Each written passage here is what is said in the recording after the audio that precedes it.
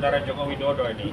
Gara-gara laporan Saudara Joko Widodo 30 April 2025 yang lalu, atau lebih tepatnya setahun yang lalu ya, kami ya harus warawiri wajib lapor ke Polda Metro Jaya.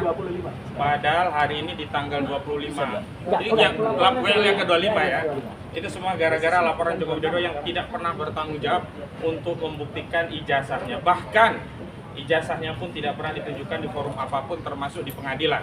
Dan karena itu hari ini kami mendengar kabar ada gugatan perbuatan melawan hukum terhadap Saudara Joko Widodo di Pengadilan Negeri Surakarta yang pokok materinya adalah gegara Saudara Joko Widodo tidak pernah mau menunjukkan ijazahnya di berbagai forum persidangan. Kendati secara berulang Saudara Joko Widodo dan tim kuasa hukumnya merepetisi pernyataan akan menunjukkan ijazahnya baik SD, SMP, SMA, dan S1 UGM-nya di persidangan. Namun kami perlu sampaikan kepada seluruh rakyat Indonesia, sudah berlalu banyak persidangan baik perdata bahkan pidana yang akhirnya memvonis Gus Nur dan Bambang Trimulyono 4 tahun penjara.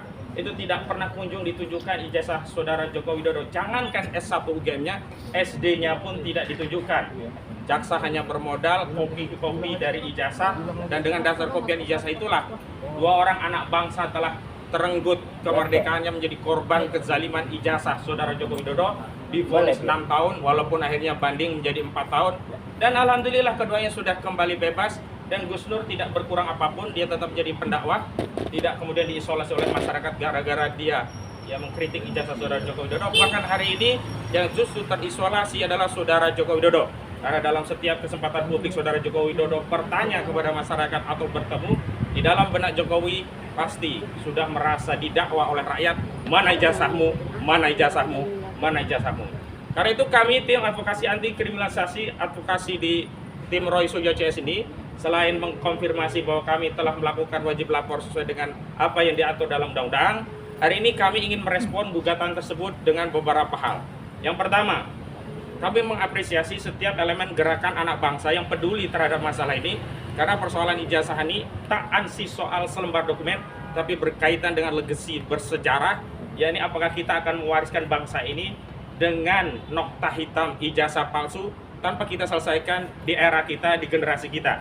Jangan sampai anak-anak di generasi berikutnya, bahkan generasi hari ini merasa tak penting lagi bersekolah dan mendapatkan ijazah asli hanya karena ada ungkapan bahwa untuk jadi presiden pun tinggal pesan ijazah di UGM. Jadi kami apresiasi para penggugat yang ada di Solo yang telah mengajukan gugatan.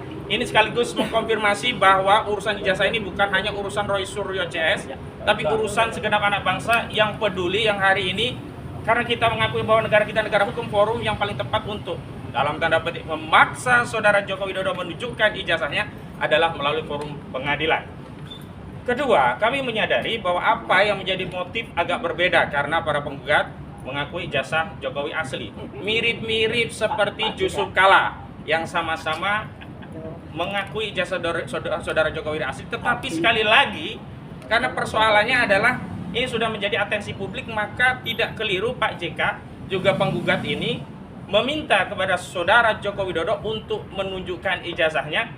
Bahkan hari ini diminta atas perintah putusan pengadilan.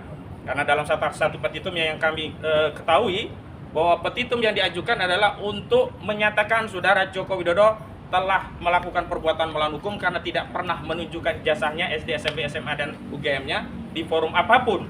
Dan karena itu menghukum Saudara Joko Widodo untuk menunjukkan ijazahnya di pengadilan. Jadi dalam konteks yang demikian, mesti dengan motif yang berbeda, kami berencana mempertimbangkan untuk menjadi pihak dalam gugatan aku, menjadi pihak yang berkepentingan untuk membersamai salah satu pihak, yakni pihak penggugat, dalam rangka untuk memaksa Saudara Joko Widodo melalui perintah putusan pengadilan agar menunjukkan ijazahnya.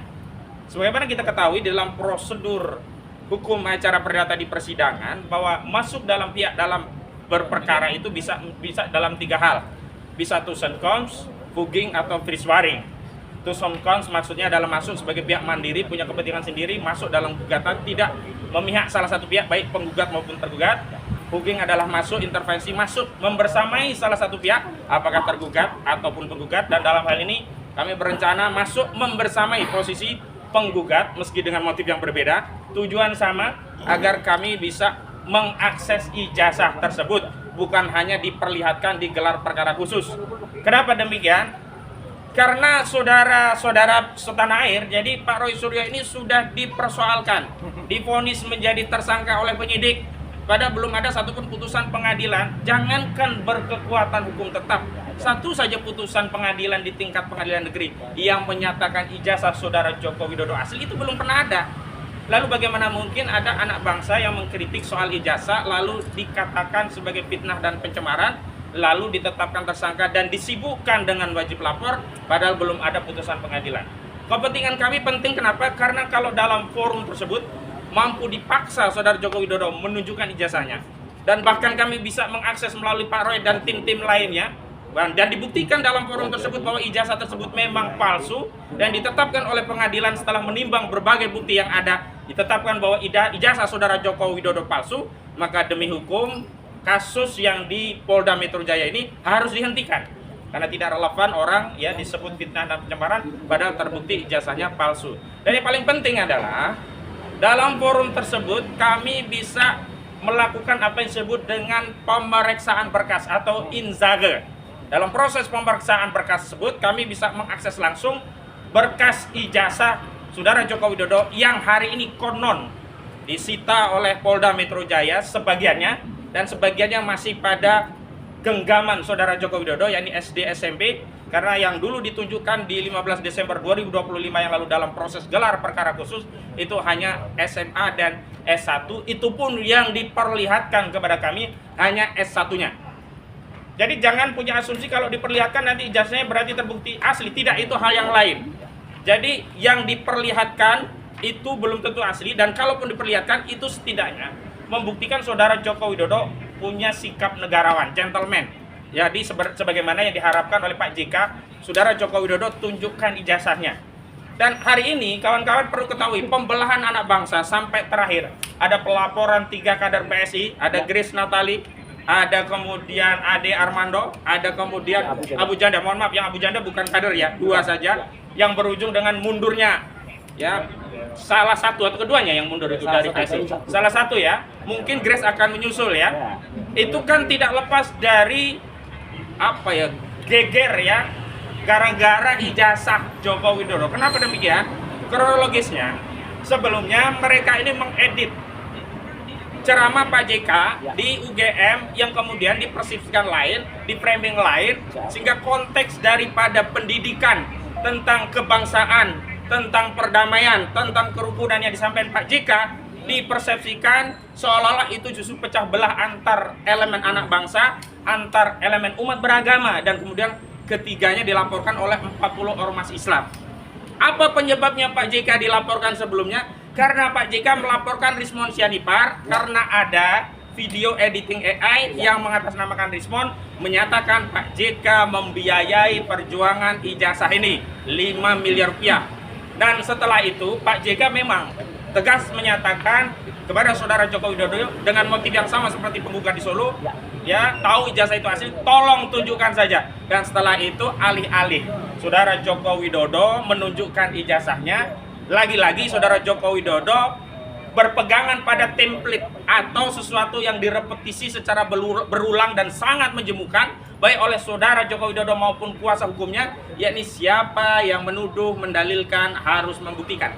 Padahal dalam konteks yang disampaikan oleh Pak JK tidak menuduh, tetapi Pak JK mengakui bahkan pernah mendampingi saudara Joko Widodo sebagai wapres, tapi demi ketentraman, menghindari keterbelahan, menunjukkan sikap negarawan, Pak JK meminta kepada saudara Joko Widodo menunjukkan jasanya. Jadi semua gaduh ini tidak lepas dari selembar dokumen yang kata Jokowi asli, tetapi untuk mempertahankan keaslian ini Jokowi yang menyewa sejumlah lawyer, mengerahkan sejumlah buzzer, ada laporan sana laporan sini, gaduh seluruh republik.